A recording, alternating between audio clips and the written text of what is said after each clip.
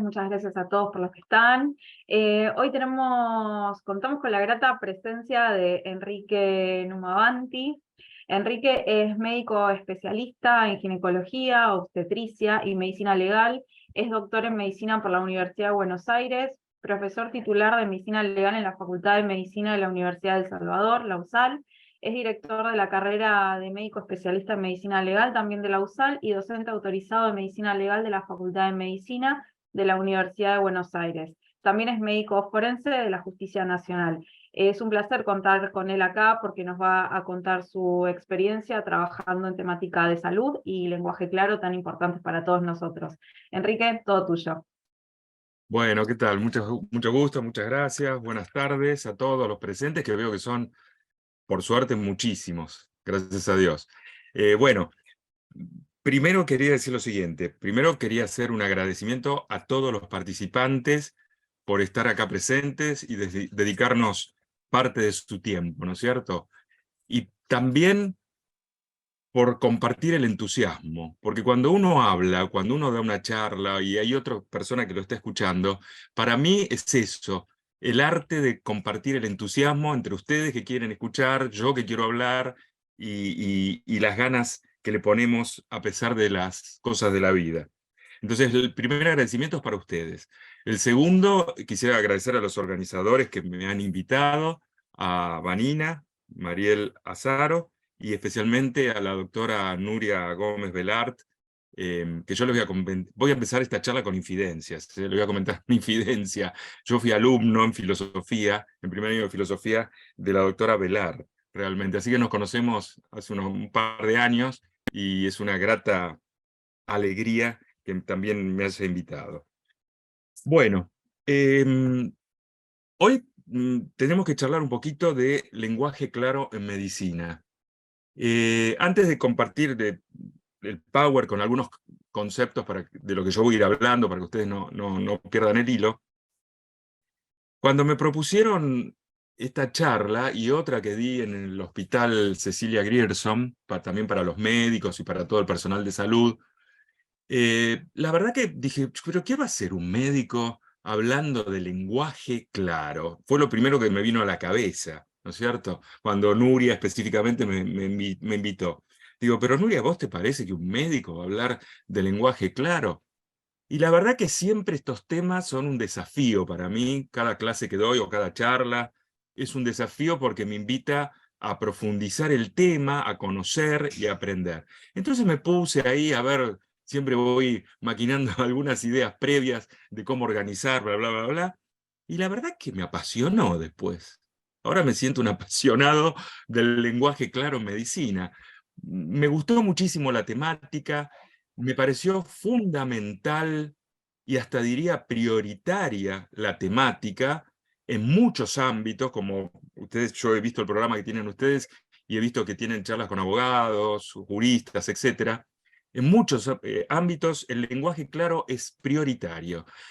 Pero yo no quiero hacer un egocentrismo de mi profesión en absoluto, pero creo que donde cobra una significación especial, y no estoy desmereciendo en absoluto, por favor, lejos de mí, ninguna profesión ni ningún trabajo, pero donde toma un sentido especial, y ustedes me van a entender exactamente qué es lo que quiero decir, es justamente en el ámbito de la salud, porque por varios motivos, pero uno prioritario es la connotación, voy a llamarlo de una manera genérica, la connotación espiritual o sentimental, o afectiva, o emocional, que tienen las palabras de cualquier agente de salud cuando se le está informando o se le está brindando cualquier tipo de información en el contexto de un padecimiento justamente de salud.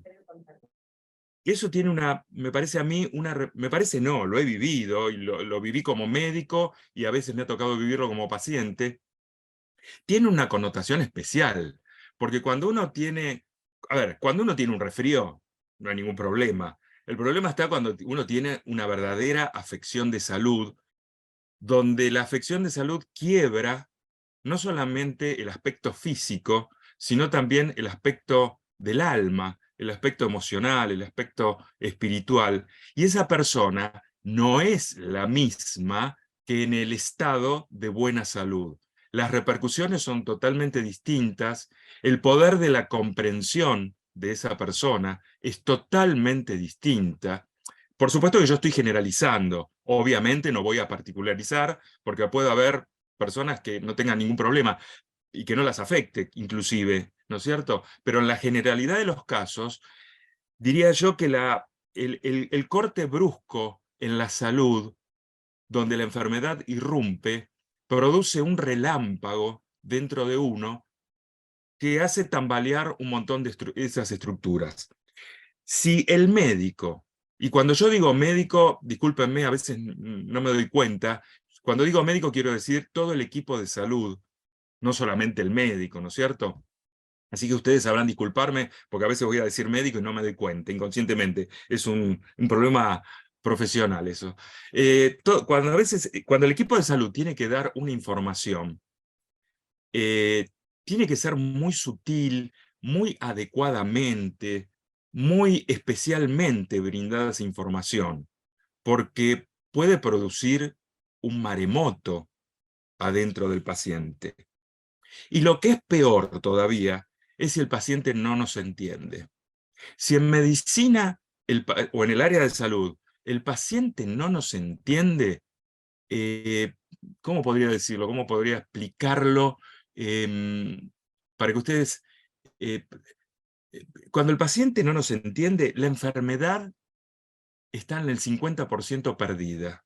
Lo voy a decir de esa manera, ¿no es cierto? La enfermedad está perdida. Hay pacientes miren lo que voy a decir, que se curan con las palabras que le brinda el médico. Hay pacientes que alivian sus signos o sus síntomas simplemente cuando el médico los agarra de la mano. Así que el lenguaje es muy, muy importante en medicina. Me acuerdo yo, le voy a contar 3 anécdotas de experiencias personales, obviamente, ¿no? En el ambiente médico.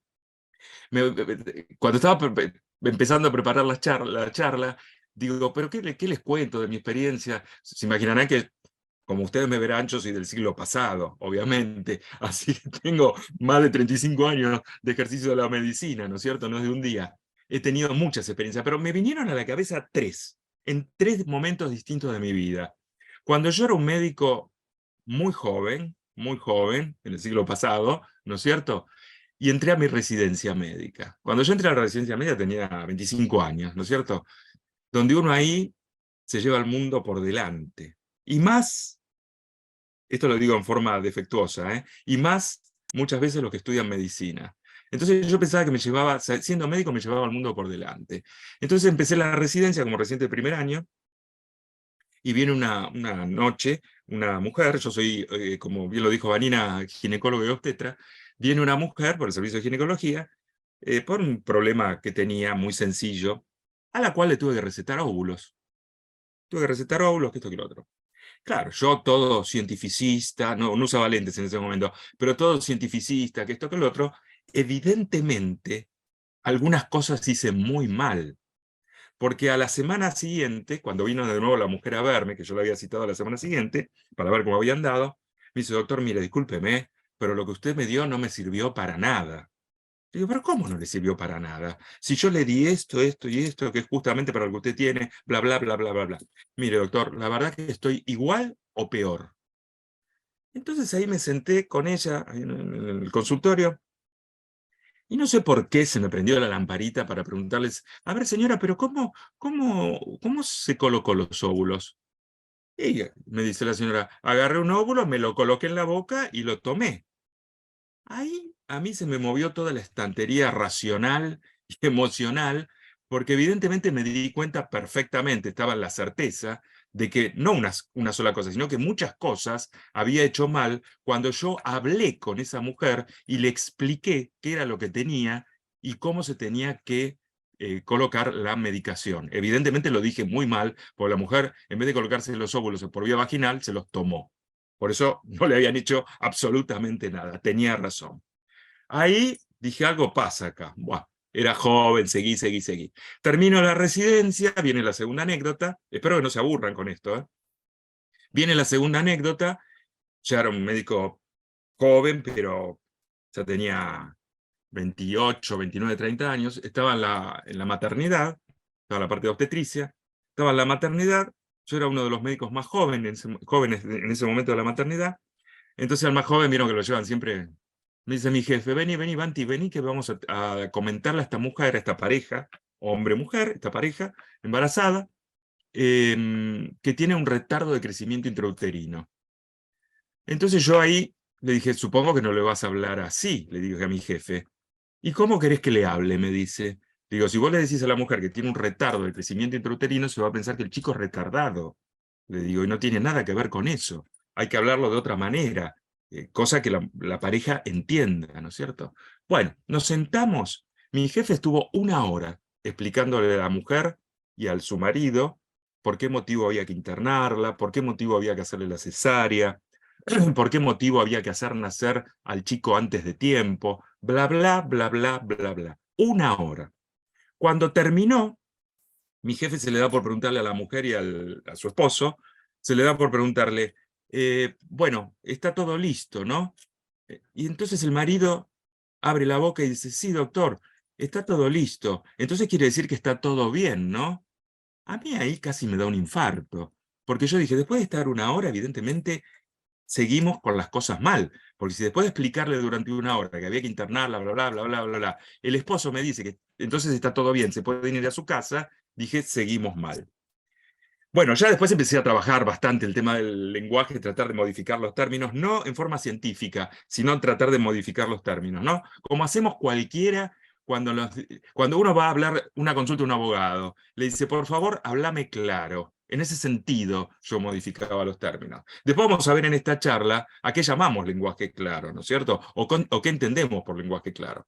Les cuento la última anécdota para no aburrirlos. Ya más maduro, ¿no es cierto? Hace unos pocos años, en mi función de médico forense de la Justicia Nacional, nosotros tenemos que asesorar muy frecuentemente, casi todos los días, a jueces, magistrados, fiscales, bla, bla, bla, bla, bla, bla, inclusive en los juicios orales. Claro, ahí ya me había facilitado bastante el hecho de ejercer muchos años la docencia, ¿no es cierto? Pero me di cuenta que también seguía utilizando algunos términos que no los podía reemplazar, o que yo creía que no los podía reemplazar, y claro, era a veces un poco complicado hacerle entender a los jueces o a los fiscales, no sé, ciertas cuestiones de la medicina forense, por ejemplo, o a veces de la medicina asistencial, que ellos necesitaban conocer para poder resolver cuestiones jurídicas en las cuales estuviese involucrado un aspecto médico. Así que ahí ya, yo ya la había trabajado bastante, no tuve gran dificultad, pero notaba todavía que había algunos visos, algunos ecos de dificultad en el lenguaje médico. Bueno, después... Perdón, ¿alguien hizo alguna pregunta o algo? ¿No? Ah, perdone. Entonces, bueno, seguí trabajándolo y terminamos acá con lenguaje claro. Les cuento esto porque es un aprendizaje que va paso a paso. Es un aprendizaje que va paso a paso. Con el grave problema que tenemos en la República Argentina, que las facultades de ingeniería, de medicina, de arquitectura, de abogacía, forman exclusivamente profesionales técnicos, profesionales que saben mucha técnica, y por ese motivo son profesionales que saben mucho un lenguaje técnico. El problema es que el lenguaje técnico no sirve para todo. El lenguaje técnico es si yo me estoy manejando en un medio técnico o si yo estoy dialogando con alguien que conoce ese lenguaje técnico. Pero no me sirve para nada si yo estoy dialogando con una persona que no tiene por qué conocer o no conoce ese lenguaje técnico. Ahí las cosas se empiezan a complicar gravemente. ¿Vamos bien por ahora o no? ¿Alguien me puede contestar? ¿Sí? Ah, bueno, qué suerte. Les veo con la cabeza que hacen así los dedos. Bueno, vamos. Excelente. Si se aburren, me dice porque cambiamos de tema, Vanina, ¿eh? Hablamos de cualquier otra cosa. No tengo problema. Yo Bueno, estoy encantada con las anécdotas. Eh, estimo que el ¿Cómo? resto, yo estoy encantada con las anécdotas, estimo que el resto de los presentes también, porque veo Bueno, cara de espero que conocimiento. sí, qué sé yo. Espero que estén contentos con el resto de la clase también. Si les parece bien, yo quisiera empezar a pasar el Power, porque hay cosas que yo quiero que ustedes las vean, aparte de escucharme. ¿Puede ser? ¿Sí o no? ¿Comparto? Anti. Sí, sí, sí. Comparto, comparto. Igual no se crean que me dejan de ver, momentito. Ahí estamos. Están viendo igual, ¿no es cierto?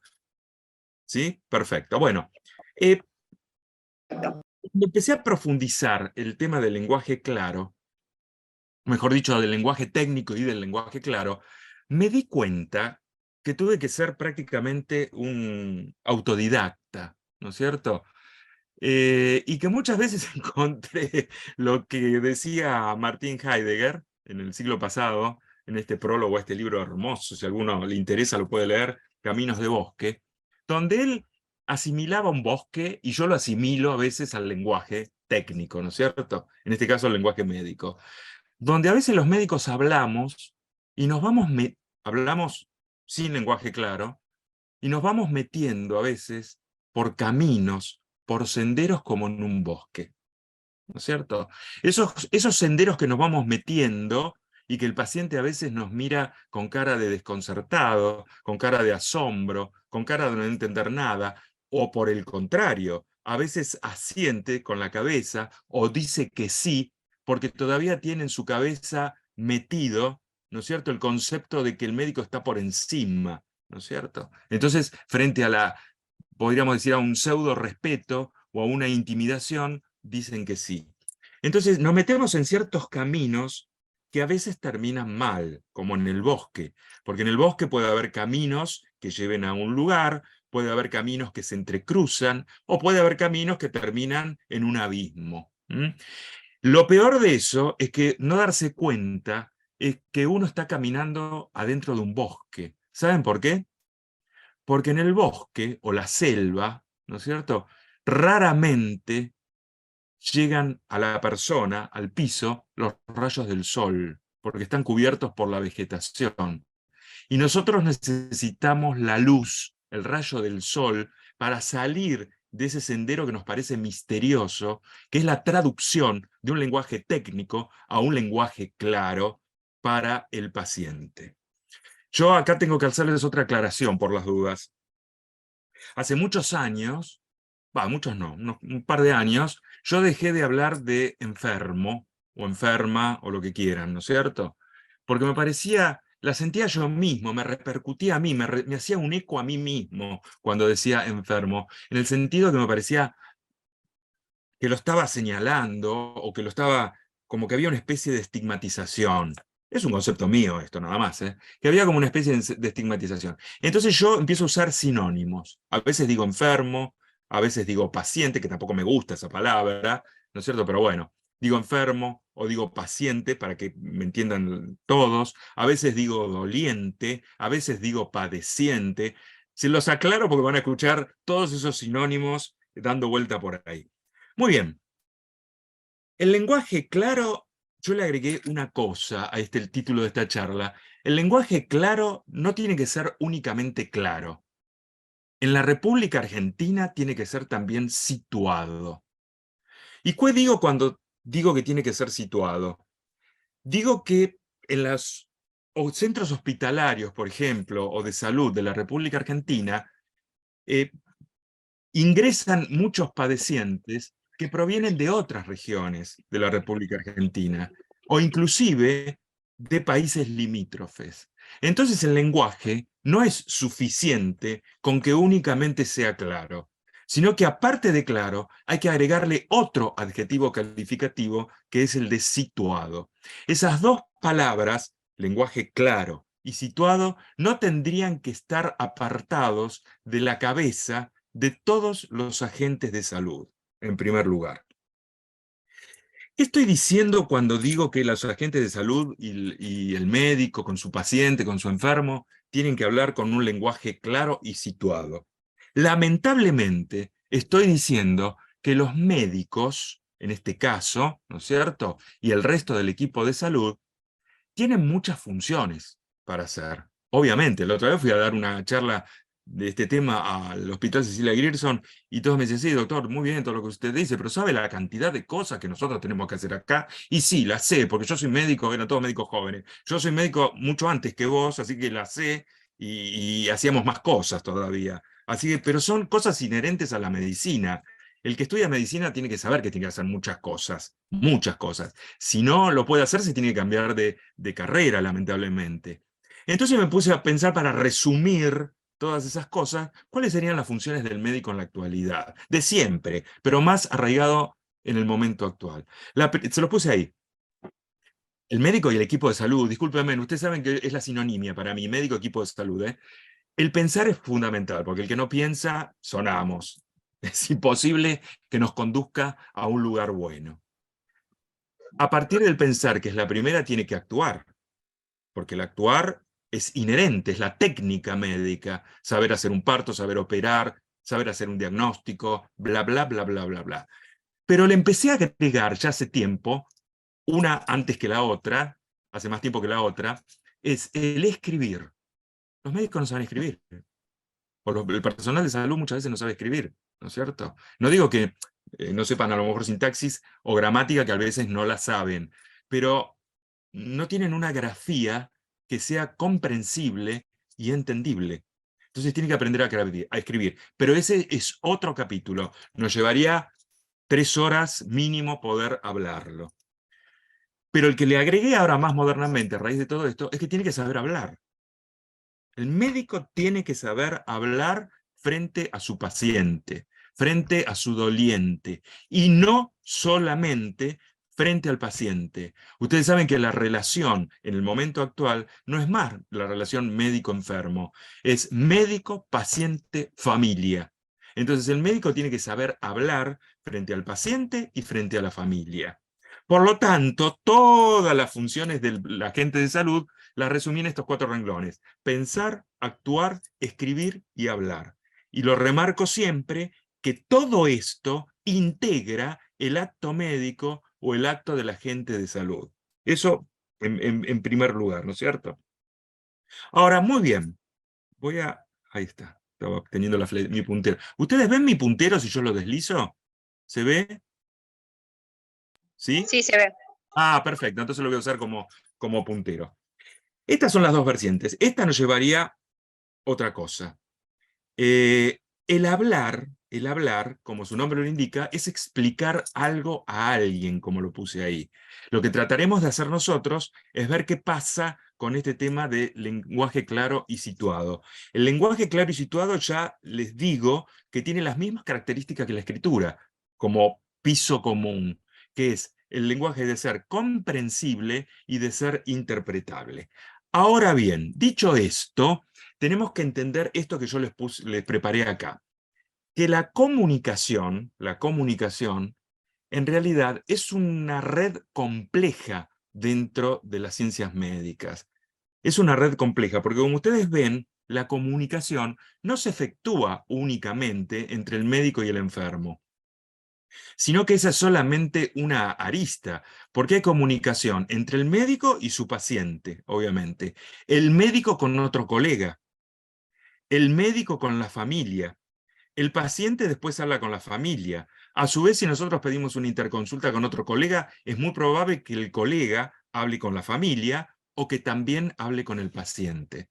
Como verán, la comunicación, cuando hablo de comunicación me estoy refiriendo exclusivamente ahora al lenguaje.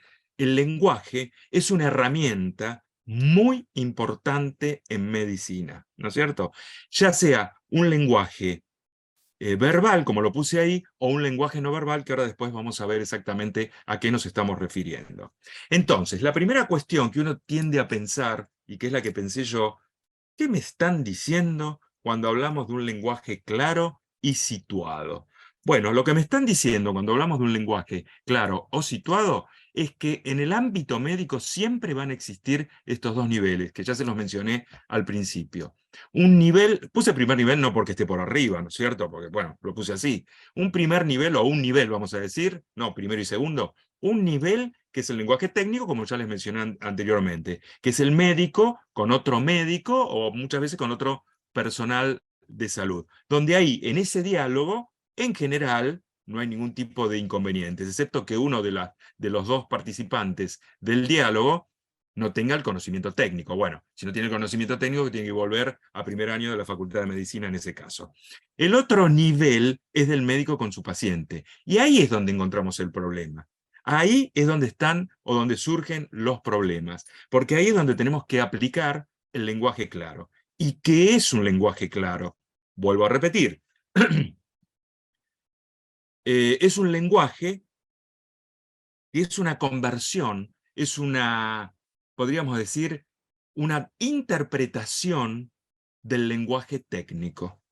Es una conversión del lenguaje técnico y una interpretación de ese lenguaje técnico. Ahora después vamos a ver qué tipo de conversión, porque no cualquier conversión es un lenguaje claro, y qué requisitos tiene que tener para que el paciente, que es el receptor, lo reciba adecuadamente, ¿no es cierto?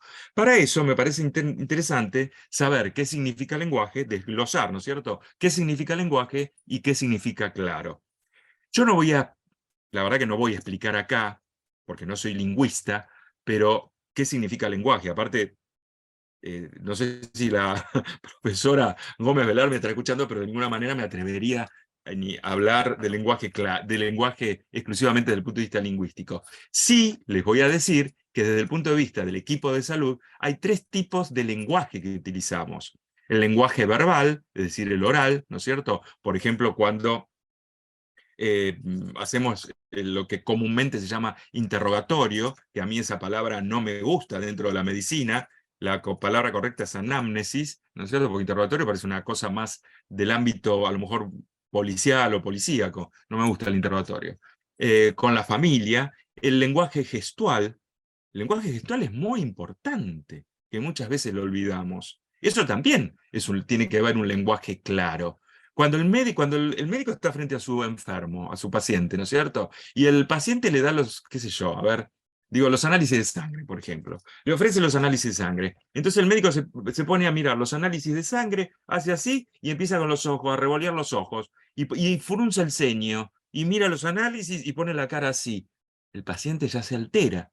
El paciente mira esos gestos y empieza a alterarse porque dice, ¿pero qué tengo? ¿Qué encontró este hombre que pone esa cara? No me van a dejar mentir. Si alguno de ustedes ha pasado por esta situación, reconocerá que eso, puedo decir que en nuestro ámbito, es de todos los días. Y por supuesto también está el lenguaje escrito, que es lo que les dije anteriormente, que ahora no vamos a hablar. Entonces tenemos que profundizar qué es claro para ese lenguaje. Y ahí puse algunas interrogantes que yo me planteé para esta charla, ¿no es cierto? ¿Qué es claro? ¿Qué es un lenguaje claro? ¿Es hablar con palabras comunes? El lenguaje claro es hablar con palabras sencillas, porque ahí, miren qué complejo que es esto, ¿no? Complejo pero fácil de practicar, ya vamos a ver. Porque ahí tenemos que empezar a definir qué es una palabra común. Y tenemos que empezar a resignificar qué es una palabra sencilla, ¿no es cierto?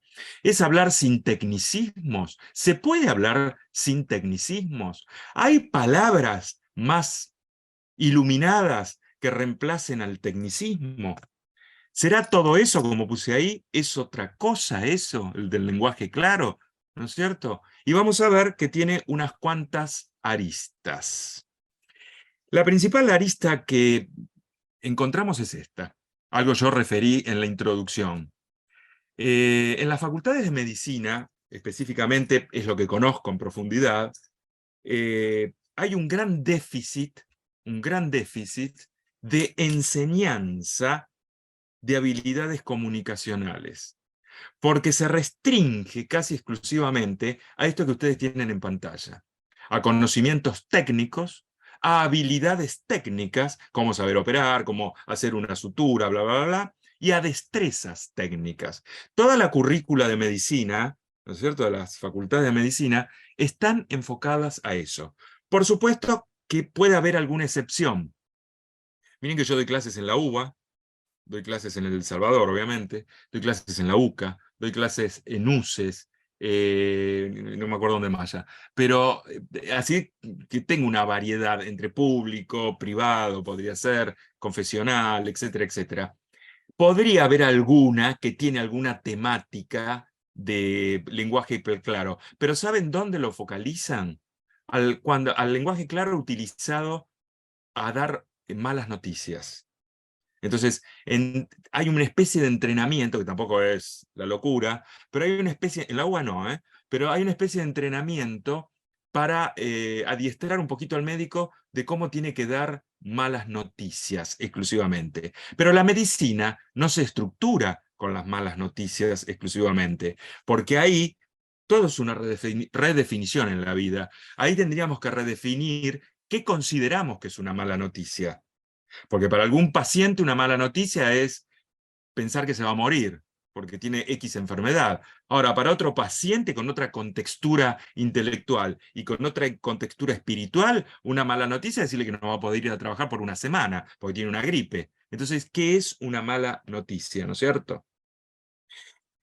Esto es lo que tenemos un déficit. No se enseñan habilidades comunicacionales. Y lamentablemente, como decía recién, la comunicación es un hito fundamental y muy importante para transmitir a través del lenguaje algo de alguien. Ese algo, a lo mejor, es la situación de salud o enfermedad de la persona que tenemos adelante. Y ese algo, justamente, es la persona que tenemos adelante, el enfermo, el paciente, el doliente. A su vez, dentro de ese contexto, como ustedes tienen en la diapositiva que estoy pasando, hay muchas significaciones, ¿no es cierto? Porque hay que tener en consideración las características del médico, cómo repercute en él, ¿no es cierto? De acuerdo a un montón de parámetros que llevaría una tarde hablarlos acá, su biografía, sus vivencias personales, etcétera, etcétera, etcétera. ¿Qué característica tiene él para adoptar en su interior la enfermedad que va a transmitir a ese paciente? Y por supuesto también las características del paciente. Por suerte, hay un viejo adagio de la medicina que viene desde la época de Hipócrates, y toda la medicina occidental nos hemos criado bajo ese paradigma, aunque muchos profesionales del ámbito de la salud lo dejan de lado. No hay enfermedades, hay enfermos. En medicina no hay enfermedades, hay enfermos. Y cuando la frase dice así, ¿no es cierto? Cuando hay un padeciente o un sufriente, hay una persona. Y cuando hay una persona, hay un cuerpo y un alma. Y no hay que desconocer ni el cuerpo ni el alma cuando uno da una noticia o cuando habla y dialoga con el padeciente. Esto es les parecerá un poquito largo, yo por si a ustedes les interesa leerlo, o después se los puedo pasar, no hay ningún problema, ¿no es cierto? Pero hay algunas cosas que hay que saber explicar, ¿no es cierto? Hay que tener en cuenta el tiempo que se requiere para ese diálogo.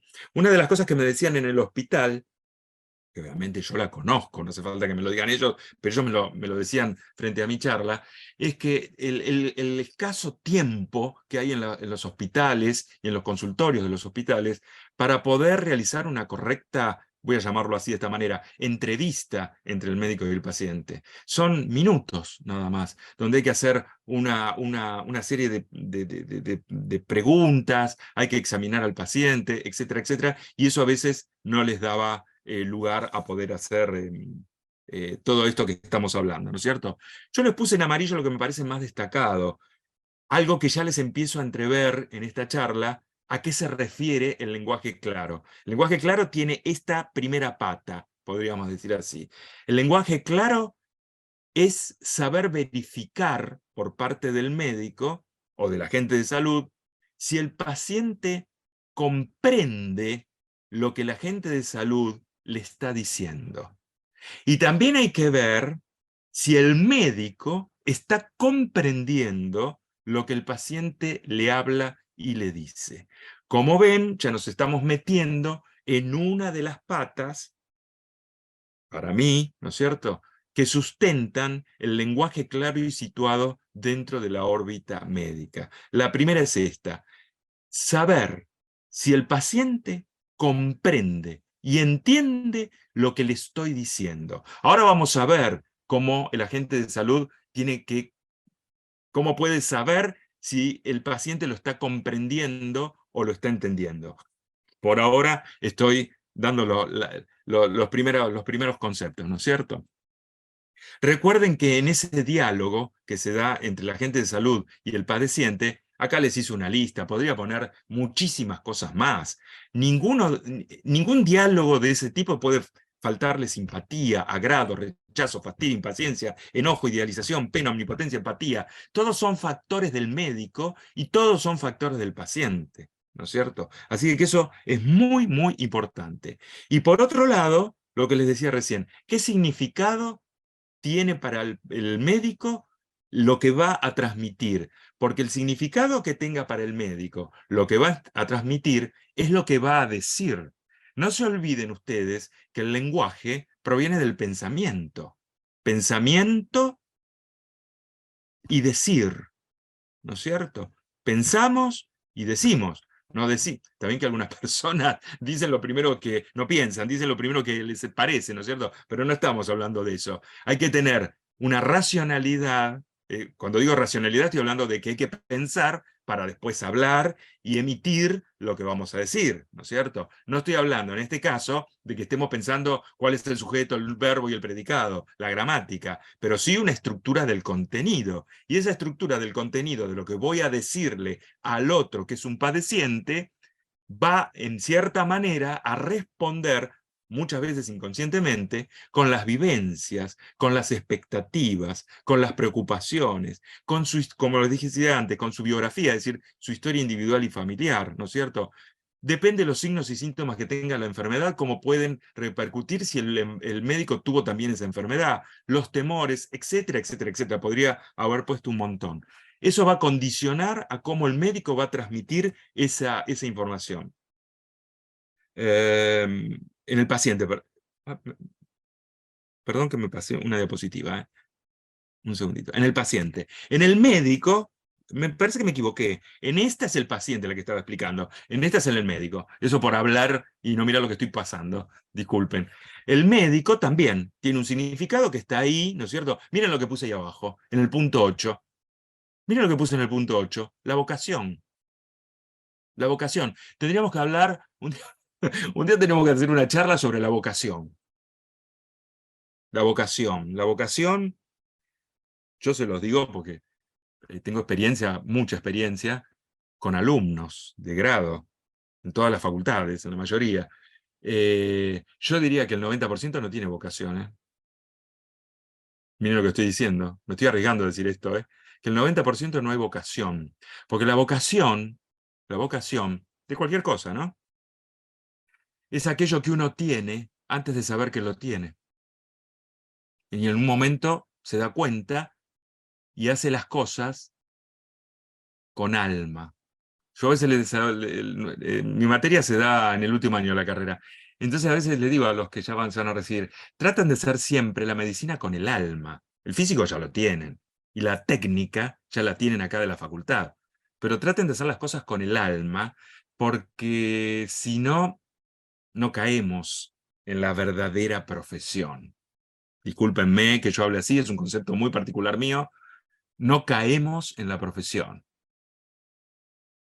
Y en cualquier profesión, voy a decir algo más arriesgado, si las autoridades acá me permiten, y en la vocación, y en todas las profesiones, voy a citar la que estoy hablando, una cosa es ser médico y otra cosa es trabajar exclusivamente de médico. Tienen dos connotaciones totalmente distintas. Bueno, condiciones laborales, miren, cultura, habilidades, actitudes, conocimientos, bueno, todo lo que influye en las características del médico y de la enfermedad. Otra cuestión más importante que yo la mencioné así al pasar en la introducción y ahora la profundizo un poquitito, es considerar la relación médico-paciente-familia. Esto cambió gracias al lenguaje, o mejor dicho, el lenguaje tiene otra pata que es esta, aparte de si el médico o el agente de salud sabe comprender si el paciente comprendió, ¿no es cierto? Es esta la otra pata. El lenguaje y el elemento discursivo, gracias a Dios, toma un valor preponderante en la relación médico-paciente bajo esta pata. Miren ustedes lo que les estoy diciendo. Toda la medicina occidental, che, yo quiero saber si alguien se está aburriendo. Alguien que levante la voz y me diga, sí, me estoy aburriendo, entonces yo cambio el enfoque de la charla. Porque lo que más me horroriza es que alguien se aburra. Al contrario. O se Brillante. aburra. Tranquilo, doctor, Al tranquilo y contrario. confíe en lo que está haciendo, que lo está haciendo Bueno. perfectamente bien. No, Además, ya te tengo preparadas un par de preguntas para el final. buenísimo. Así Ah, que, Vanina, sí, no sabía que me hablaba. No, la persona que dijo que no confío, yo en parte confío, pero yo no quiero que se aburra nadie, eso es lo que pasa. Lo peor que tiene un docente, por eso es el arte de compartir el entusiasmo, lo peor que tiene un docente es que el alumno de atrás bostece. Así que si hay algún docente acá, sabe que me lo podrá afirmar. Bueno, sigamos. Toda la medicina occidental se basó en Hipócrates. Toda, toda, toda. Toda la medicina occidental se basó en Hipócrates. Y en Hipócrates, que fue el padre de la medicina, ¿no es cierto? Bueno, realmente para su época, ¿no es cierto?, antes de Cristo, instauró una medicina de tipo paternalista. Todavía hay en la actualidad muchos profesionales del ámbito de la salud que ejercen este tipo de medicina, la medicina de tipo paternalista. Y la medicina de tipo paternalista, me parece, Vanina, que me vas a tener que dar unos minutos más, ya te estoy diciendo. sí. Yo Ah, creo que la bueno, audiencia no va a tener problema, ¿o no? bueno, pues yo miro el reloj que lo tengo ahí adelante y ya veo que me estoy pasando. Yo siempre me paso un poquito, pido Yo lo vi, perdón, está interesante la charla, así que no voy a pido hacer perdón. en la radio para que redondees. No. Bueno, Siga bueno. nomás. Entonces, la medicina paternalista, es decir, había un padre y un hijo, y el hijo era dependiente de ese padre, y se hacía lo que el padre decía. Y si el padre le daba plata, salía al boliche, y si el padre no le daba plata, se quedaba en su casa encerrado, ¿no es cierto? Por eso era asimétrica, como es la relación padre-hijo. No es simétrica la relación médico-paciente o agente de salud-paciente en la medicina hipocrática. Porque tiene alguien por arriba, es verticalista, tiene alguien por arriba y alguien por abajo. El que está arriba es el que tiene el poder, y el que está abajo es el que no tiene poder. El que está arriba tiene poder porque tiene el conocimiento, y el que está abajo no tiene poder porque no tiene el conocimiento. Entonces es el típico médico el que le dice, mirando así lo que está escribiendo, sin mirar a los ojos del paciente, ¿no es cierto? Sin mirar a los ojos, mirando nada más que lo que escribe, le dice a una enferma, a una doliente, qué sé yo, la doliente consulta porque tiene incontinencia de orina, y sin revisar ni nada, dice, ¿se tocó algún bulto? Abajo, la zona genital, ¿se tocó algún bulto? Y la enferma le dice, no, sin saber si la enferma, primero que viola un principio básico del examen médico, y en segundo lugar, sin saber si la enferma le está diciendo la verdad o la mentira, ¿no es cierto? Es algo automático porque tiene el poderío del conocimiento. ¿Mm? El lenguaje claro viene a innovar esto. En realidad, a partir, diría yo, de la década de los años 70 del siglo pasado, todos los agentes de salud, y estoy hablando desde el médico, el enfermero, la partera, todos, el empleado,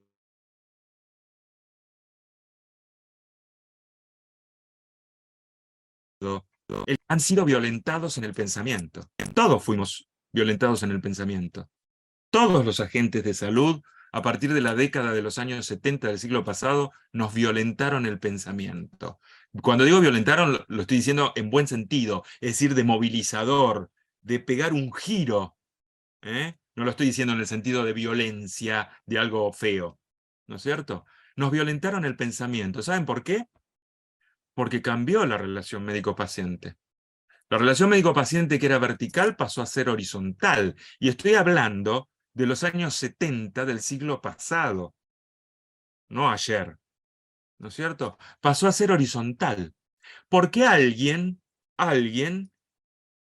que sufría algo, se le ocurrió decir, pero ¿cómo me van a cortar la pierna? porque soy diabético. ¿Por qué me van a cortar la pierna? Si yo soy digno como persona con mis dos piernas, independientemente de que si no me cortan la pierna, me acorta la vida. Eso es una decisión mía. Entonces ahí se cambió la relación. Ya no hay alguien por arriba y alguien por abajo. Les aclaro que todo esto que estoy diciendo tiene que ver con lenguaje claro, ¿eh? Pero tengo que decir todo esto previamente. Ya no hay alguien por arriba y alguien por abajo. Hay alguien de un lado y alguien del otro, que está a la misma altura. Es una relación totalmente simétrica. No hay nadie que esté por arriba, no hay nadie que esté por abajo. Es una relación de tipo simétrica. ¿Por qué simétrica? Porque lograron que los dos tuvieran poder. El médico o el agente de salud tiene poder porque tiene el conocimiento, sigue manteniendo el conocimiento. Pero el padeciente también tiene poder, porque tiene el poder de la decisión. Descubrió que el médico no es el padre. Él es su padre y él es el que decide. Él es el que decide frente a la alternativa terapéutica o frente a la alternativa de indicar procedimientos diagnósticos, inclusive medicamentos. Él decide qué quiere hacer. Si seguir lo que el médico le dice, no seguirlo, o decirle, mire doctor, todo lo que usted me está diciendo está bien, pero ¿sabe qué? Yo voy a ir a consultar a otro médico porque quiero tener otra opinión. Eso lo incluyó desde los años 70 la bioética, una disciplina que podríamos decir nueva desde los años 70. La bioética, con el principio de autonomía del enfermo, violentó, en ese sentido que yo lo acabo de decir, el pensamiento del equipo de salud. El problema, que con estas charlas tratamos de que dejes el problema es que para que una persona, un paciente en nuestro caso, pueda decidir y tomar decisiones, sus decisiones, tiene que entender lo que se le está explicando. Tiene que comprender lo que se le está explicando. Porque si el enfermo no entiende lo que se le está explicando, lo único que tiene ese paciente es coaccionada su libertad. Y nadie puede decidir si no tiene libertad. Entonces, lo que aflora acá, atrás de un pensamiento, de un lenguaje claro y situado, es un fundamento mucho más importante que el hablar con palabras sencillas. Es utilizar un lenguaje claro y sencillo, un lenguaje claro y situado para expandir y llevar a otros horizontes la libertad del enfermo.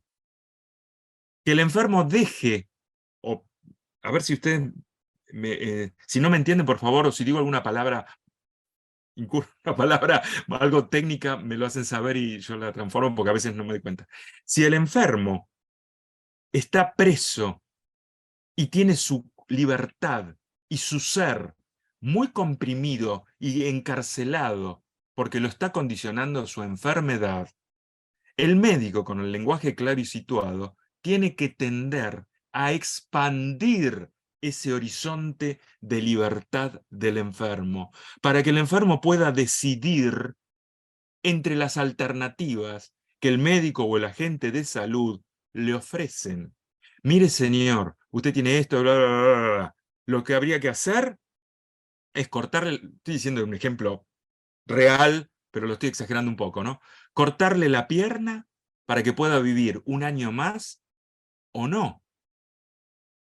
Entonces, el paciente va a poder asumir su libertad, va a poder ejercitar su libertad cuando está libre de esa coacción que a veces implica el no hablar con un lenguaje claro y situado. Yo nunca me voy a olvidar, y disculpan que haga un paréntesis acá, nunca me voy a olvidar una vez estaba yo en el consultorio del hospital y un colega mío, escucho que le da una explicación, estaba separado por un biombo, le da una explicación a una embarazada, casi de término, casi de 9 meses, que ya había bueno, son los últimos, haciendo los últimos controles, y tenía una cesárea anterior. Era la época donde todavía los médicos tenían miedo a hacer un parto vaginal con una cesárea anterior previa, porque había una cicatriz en el útero, y tenían miedo que el útero se rompiera. A pesar de que había muchos trabajos y ya se hacían partos vaginales después de una cesárea anterior. Entonces, yo escuchaba cómo mi colega le condicionaba la libertad a esa mujer. ¿Saben cómo le condicionaba la libertad? En el siguiente diálogo muy sencillo, no claro, sencillo.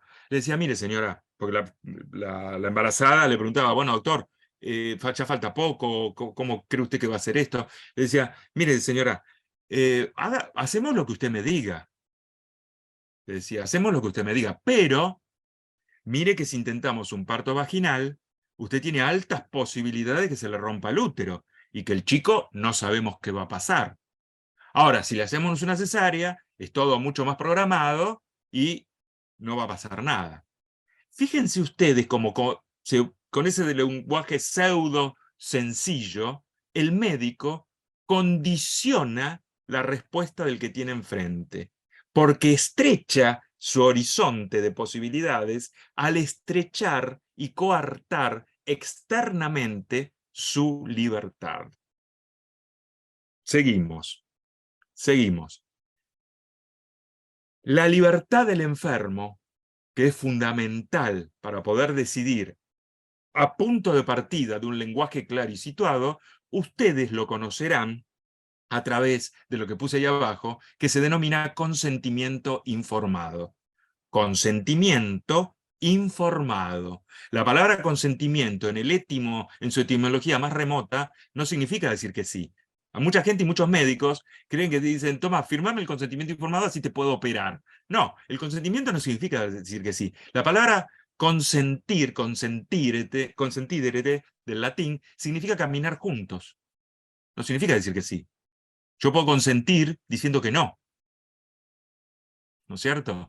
La palabra consentimiento es caminar juntos. ¿Juntos quiénes? Y bueno, en este caso lo encarnamos entre el médico y el enfermo. Pero a su vez, informado. Informado. In es una partícula que significa hacia adentro, ¿no es cierto? Y formado, darle forma. Cuando el médico o la agente de salud brinda con un lenguaje claro y situado información, está informando, está dándole forma a lo que tiene el paciente y le está terminando de dar forma, entre comillas, al enfermo, para que él esté en su completud y pueda tener libertad para poder decidir. ¿Qué pasa si yo les diría lo siguiente ahora? Les podría decir, voy a hablar de la Ciudad Autónoma de Buenos Aires, que es lo que conozco. No conozco en detalle esto que les voy a decir ahora en el resto del país, pero no creo que sea muy distinto. Le voy a decir una cosa, que en la Ciudad Autónoma de Buenos Aires, voy a decir el 99%, por no decir el 99,9%, el 99% de los consentimientos informados que se hacen, son de tipo administrativos. Esto lo tendría que haber pasado antes, pero me olvidé de pasar la diapositiva. No se preocupen. Son de tipo administrativos. No estoy diciendo nada malo con decir eso. Lo que estoy diciendo es que el momento administrativo justamente es un momento, cuando en realidad el consentimiento informado en el ámbito de salud es un proceso. No se olviden que es un caminar juntos. No es un paso, es un caminar juntos. Es un proceso donde hay un feedback, una interrelación entre la gente de salud, el enfermo, donde dialogan, donde preguntan, donde se aclaran, donde se hace una repregunta, bla, bla, bla, bla, bla, bla. Y así se le brinda información desde la gente de salud al padeciente. El tema, que lo que está en el medio, como dije recién, de todo eso, es lo que dice ahí la diapositiva. Saber transmitir toda esa información con un lenguaje, y acá le voy agregando otra pata del lenguaje claro y situado, aparte de la que dije antes, de si el médico o el agente de salud comprendió que el paciente comprendió. Un lenguaje claro y situado de acuerdo al paciente que el agente de salud tiene delante suyo. Esa es la otra pata fundamental de este tema. Así se hacen los consentimientos informados, la gran mayoría, por supuesto que no se puede generalizar, pero a ver, yo le voy a dar un ejemplo ahora concreto. Y voy a revelar una intimidad. Mi hija, que tiene 29, 30 años, ahora la semana que viene se va a hacer una pequeña cirugía en el tabique nasal, ¿no es cierto? Los médicos le dijeron, pasá por mi consultorio que mi secretaria te da el consentimiento informado. A ver, no es un momento, es un acto, y es un acto médico, un acto del agente de salud. ¿Se entiende? Miren, consentimiento informado para cirugía. Por supuesto que taché la firma del médico, de los pacientes, todo, ¿no? Acá, perdón, ya tengo el puntero, me olvidaba. Este paciente y este médico, que teóricamente encarnan este consentimiento informado, este caminar juntos para darle forma a algo, en este caso a la información y al paciente, ¿qué consintieron? Si está en blanco el consentimiento informado. Está en blanco. No hay ningún consentimiento ahí. El consentimiento informado puede ser oral o escrito. En el ámbito médico siempre escrito, ¿no es cierto? Nosotros en el cuerpo médico forense, hubo, no muchas, pero hubo, causas judiciales contra los médicos que giraban exclusivamente en torno a la falta del consentimiento informado. Porque la falta de un consentimiento informado implica, primero, que el médico o el agente de salud no informó, y en segundo lugar, que se privó a ese paciente de su libertad. Miren, no solamente a nivel de personas, ¿no es cierto?, agente de salud y enfermo, sino también la repercusión jurídica que puede tener, ¿no es cierto?, desde ya. Así que nosotros tendríamos que afinar ahora, esto es tan importante, este tipo de lenguaje claro y situado en el ambiente médico, que tendríamos que afinar a qué llamamos, aunque ahí les di una patita yo, a qué llamamos exactamente lenguaje claro y situado. Lo llamamos a esto, en cierta manera, a cómo comprendió el paciente, porque si el paciente comprendió y entendió, fui claro y fui situado. Si yo le digo al enfermo, mire, usted tiene una hepatitis B, que por su agente etiológico es el virus de la hepatitis B que mide 1 nanomicrón y tiene bla, bla, bla, bla, bla, bla, y toda la fisiopatología de la enfermedad, bla, bla, bla, bla. A ver, si el que tengo enfrente no sabe el lenguaje técnico, porque el paciente no, en este caso no es un médico, es otro tipo de profesional, o no profesional, lo que fuere, seguramente no me va a entender porque no me comprendió. Entonces, ¿cómo hace el médico o el agente de salud para saber si el paciente comprendió ese lenguaje con el cual yo le estoy hablando? Eso que yo les estoy diciendo ahora se llama así. Diagnóstico, por decirlo con algún término médico, por usar un término médico, diagnóstico del nivel de competencia que tiene el paciente. Yo no voy a poder saber como agente de salud si estoy usando un lenguaje claro y situado para el padeciente si no conozco el nivel de competencia que tiene el padeciente. Porque a lo mejor yo le digo, mire, usted tiene una infección del hígado y el nivel que tiene, que parecería ser que es un lenguaje claro, pero a lo mejor, de acuerdo al nivel de competencia que tiene ese paciente, ese lenguaje tampoco es claro. Entonces tendré que pasar a decir a lo mejor, qué sé yo, mire, tiene una glándula que se llama hígado, que está en la panza, que es el abdomen, que está un poco agrandado porque tiene una inflamación. Tendré que ver si él lo comprende o no. Ese es el diagnóstico que tiene que hacer el que habla de competencia para saber si está usando un lenguaje claro y situado. Yo no sé si este primer concepto se entiende bien, por favor. Si no, bueno, después lo repetimos, no hay ningún problema. ¿Cómo se hace el diagnóstico? ¿Cómo se hace? No, voy a sacar la palabra diagnóstico. ¿Cómo se hace la comprensión? por parte de la gente de salud si está comprendiendo bien el paciente? Bueno, con varios parámetros, como lo ven ahí. Nivel de instrucción, hay que ver el nivel de instrucción que tiene el enfermo, el tipo de lenguaje, por el tipo de lenguaje que utiliza, las funciones de la memoria, la abstracción, la capacidad de realizar síntesis y formular conclusiones, si hay trastornos afectivos, distorsión de las representaciones, concepciones culturales de salud y enfermedad. Eso es muy importante. No es lo mismo la concepción de salud y enfermedad que tiene un habitante de Salta, a lo mejor, que la que tiene uno de Tierra del Fuego. Y ni les digo nada si nos viene un paciente, digamos, de un país limítrofe, llámese Bolivia, Paraguay, no sé, Uruguay, lo que fuera, ¿no es cierto?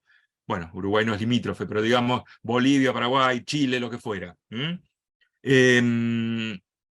Y esto, el punto 7, la comprensión de la ciencia probabilística. Eso es fundamental en la competencia del paciente.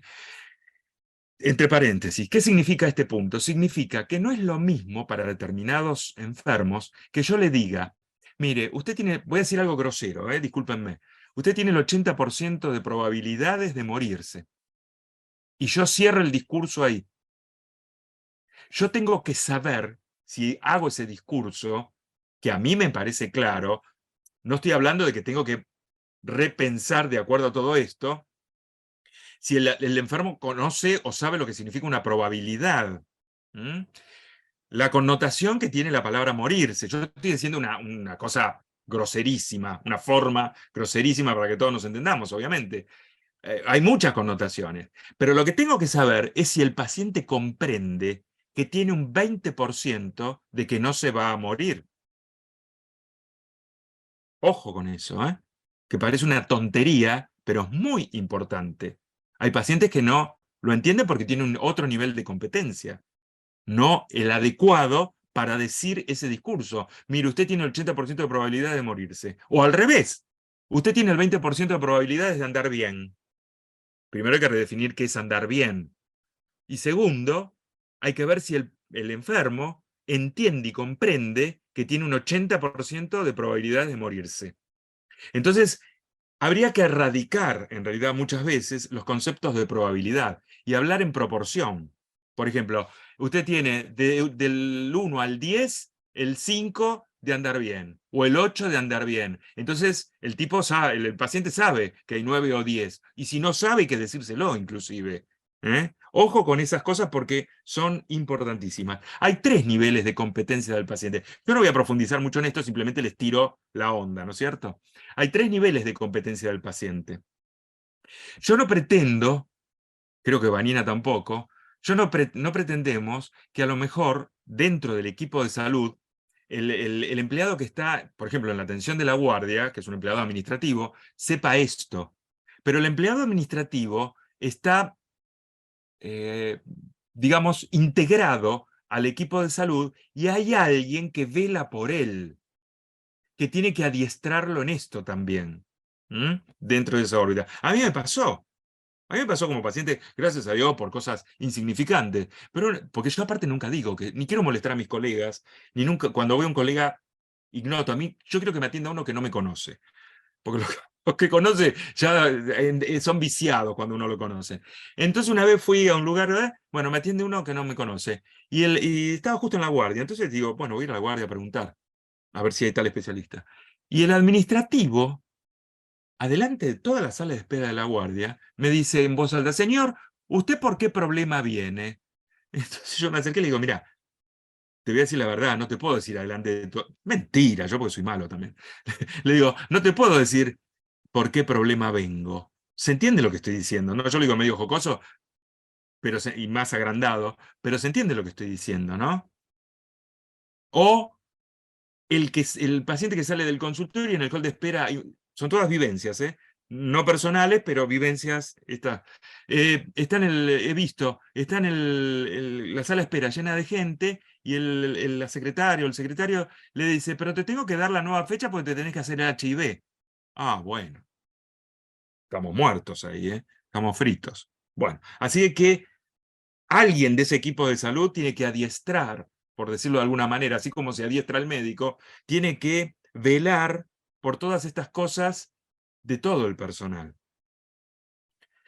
El nivel 1 es el más básico. Si alguien viene, voy a decir cosas groseras, si alguien viene por un dolor de cabeza y le doy una aspirina, no necesito un exagerado nivel de todo lo que les dije anteriormente, agudizar todo esto para ver si tiene comprensión, o al menos necesito lo mínimo, para saber si un tratamiento que es seguro, vamos a suponer que la aspirina sea segura para el dolor de cabeza, si un tratamiento que está probado y es seguro y que no tiene en general grandes complicaciones adversas, no necesito que el paciente tenga un gran nivel de competencia para entender eso. Es el primer nivel en el cual, para tratamientos fáciles, como dice ahí, eficaces, donde necesito diagnosticar por lo menos el nivel más básico de conciencia, de competencia. El nivel 2 ya necesito mucho más nivel de competencia, porque le estoy ofreciendo, le estoy diciendo algún diagnóstico específico, o le estoy ofreciendo alternativas terapéuticas o tratamientos, ¿no es cierto?, que ya son menos seguros, donde puede haber más efectos adversos, o donde el enfermo o el padeciente tiene que elegir. Mire, este antibiótico o este antibiótico, y le tengo que explicar, o no sé, tal medicación o tal otra cosa, o tal medicación o otro recurso terapéutico, bla, bla, bla, bla, bla, bla. Ya necesito agudizar más todas las características que tengo que tener en cuenta para saber si está en este nivel el enfermo al cual yo le estoy brindando esa información. Y el tercer nivel es el nivel donde necesito mayor capacidad del paciente, ¿no es cierto? ¿Por qué? Se los voy a decir muy simple, que lo vamos a entender todos, ¿no es cierto? Donde el tratamiento, ahí dice peligroso, yo no sé si la palabra correcta es peligroso, pero es un tratamiento donde hay un conflicto de intereses entre lo que propone el equipo de salud y lo que quiere el paciente, ¿no es cierto? Se lo voy a ejemplificar con algo muy, muy claro. El caso de los testigos de Jehová, por ejemplo. ¿No es cierto? Ustedes saben que los testigos de Jehová no quieren transfusiones de sangre humana. Hay un montón de análogos, bla, bla, bla, bla, bla. Entonces, el médico ahí, si hay alguna circunstancia donde necesita recibir una transfusión y el paciente, por sus convicciones religiosas, que son totalmente válidas, ¿no es cierto?, ético o religiosas, la rechaza, yo en realidad no lo tengo que tomar como un adversario, como dicen algunos médicos, a ese paciente, o no lo tengo que tomar como alguien, voy a usar esa palabra que está en la pantalla, como alguien peligroso. Lo tengo que tomar como un paciente como es, como una persona par mía directamente. Lo único que tengo que averiguar es si él me entendió bien lo que yo le estoy proponiendo. Entonces, como le estoy proponiendo una terapéutica que él rechaza, y en ese conflicto de intereses se juega a veces la vida, yo tengo que saber si ese enfermo o ese paciente lo está rechazando porque es racional y tiene sus convicciones ético-religiosas, está convencido y cree en eso, o es un irracional, que bordea a veces los límites de lo psicótico. Entonces yo tengo que ir deslindando esas cosas en este nivel, y por eso necesito el mayor nivel de competencia. Porque si tiene este nivel de competencia y me rechaza el tratamiento, no hay ningún tipo de problema, porque ahí se respeta, siempre que no sea una situación de extrema urgencia, ahí se respeta la autonomía del enfermo, ¿no es cierto?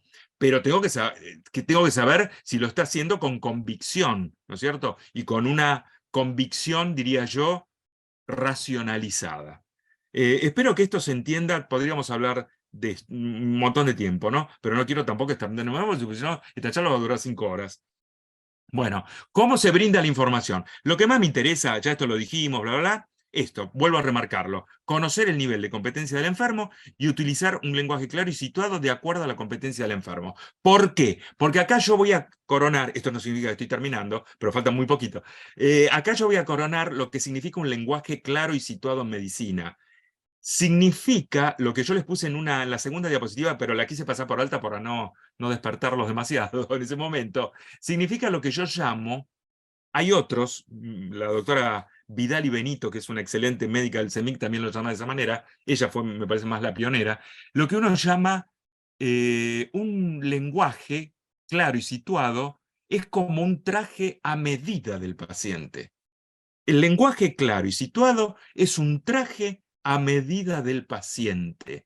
Con esto estoy diciendo que así como en medicina no hay enfermedades, sino enfermos, en el lenguaje claro y situado en medicina no hay tampoco un lenguaje uniforme que el médico pueda utilizar para todos los enfermos, sino que ese lenguaje va a ser claro y situado de acuerdo a la capacidad que tenga, como lo vimos anteriormente, que tenga ese padeciente. Y de acuerdo a esa capacidad, va a ser que el médico tenga que aplicar un determinado lenguaje que va a ser llamado para ese enfermo y para esa comprensión, y porque lo entendió, y porque lo comprendió, y porque amplió los horizontes de su libertad, y porque puede decidir sobre su persona, y porque puede decidir sobre el curso de su enfermedad, y porque puede decidir sobre las terapéuticas que el médico le ofrece, ¿no es cierto? Amplió su libertad. Estoy un poco fanático, pero yo soy así, soy normal así dando charlas, ¿eh? Esto ya lo dije, así que no lo voy a volver a decir, porque ya Vanina me está mirando con cara media rara, porque me estoy pasando demasiado el tiempo. Pero No, de creo que ninguna manera. Vanina, ¿soy el único expositor hoy? Sí, sí, hoy sí. Ah, Eso bueno, no, entonces por eso, por eso no hay por problema. eso. Yo lo intuí eso, por eso estoy haciendo, hablo más. Por eso yo quiero remarcar cuál es la importancia del uso del lenguaje claro y situado en medicina.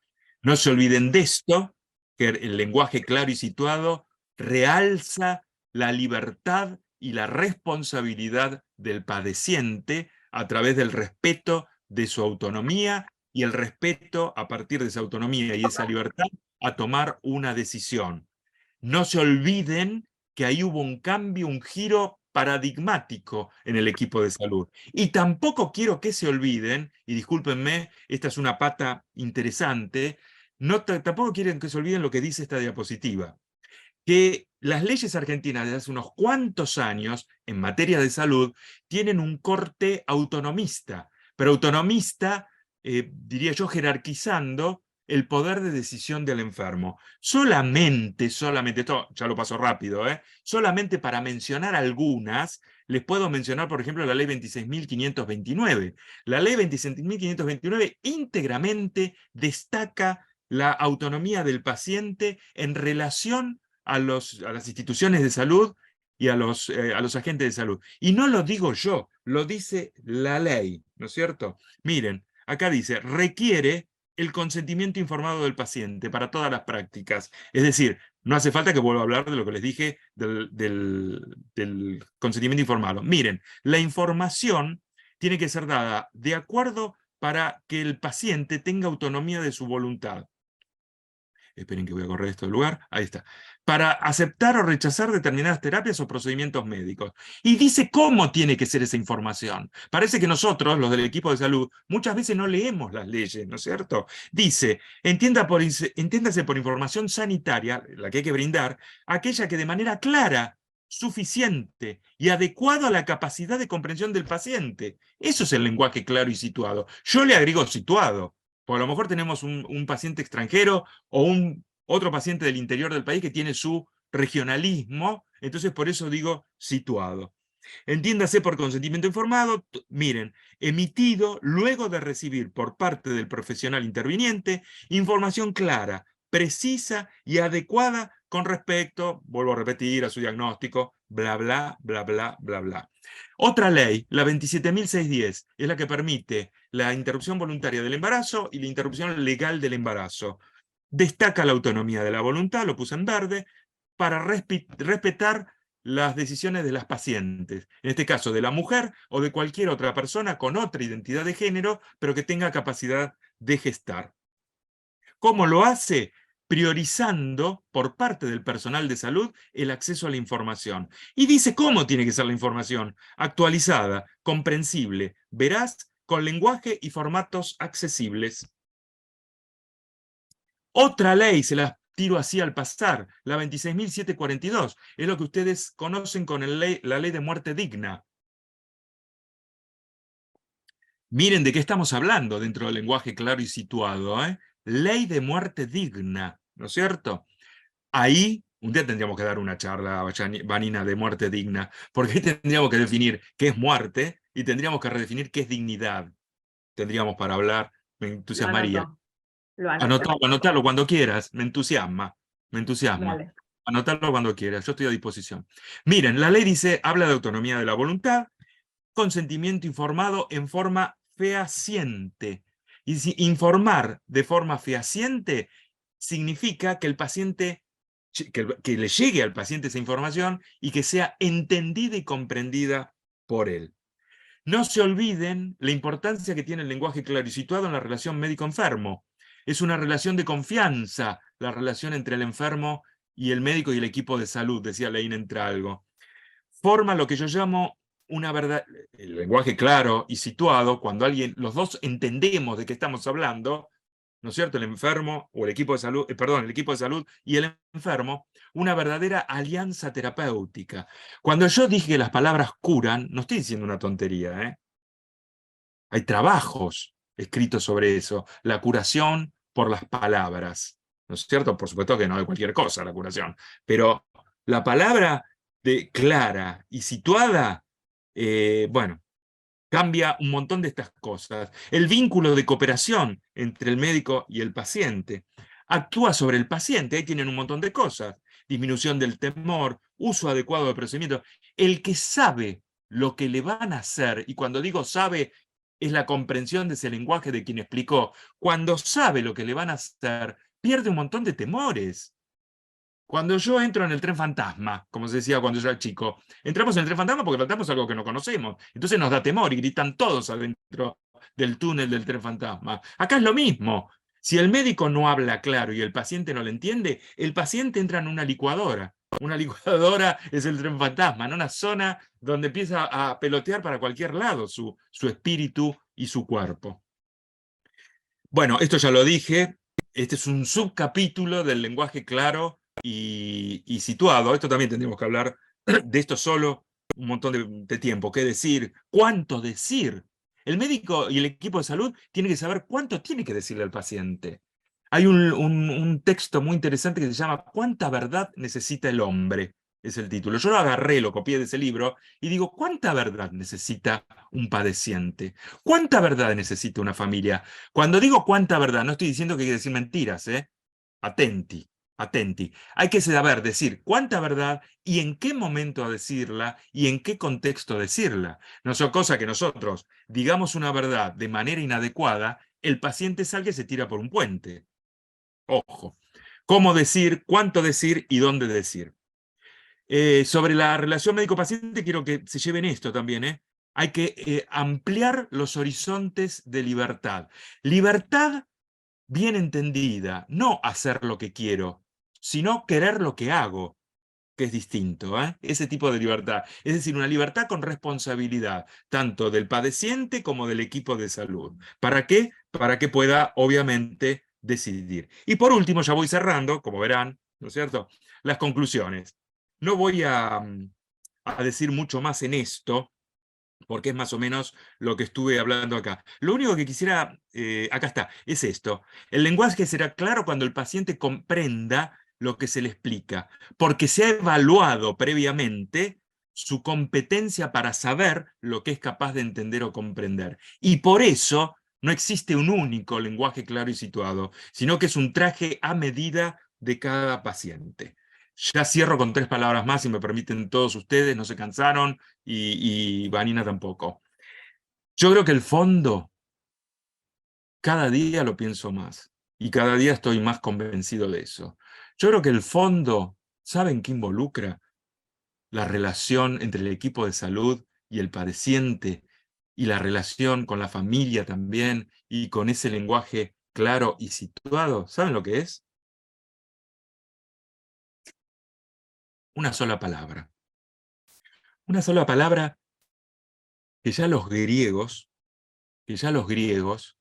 no los griegos de ahora, los griegos del siglo V o antes de Cristo, ¿no? No los que viven ahora.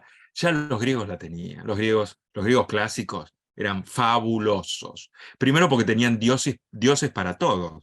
Los griegos tenían dioses para todo. Para lo único que no tenían un dios era para el silencio. No tenían dios del silencio. Después tenían dioses para todo.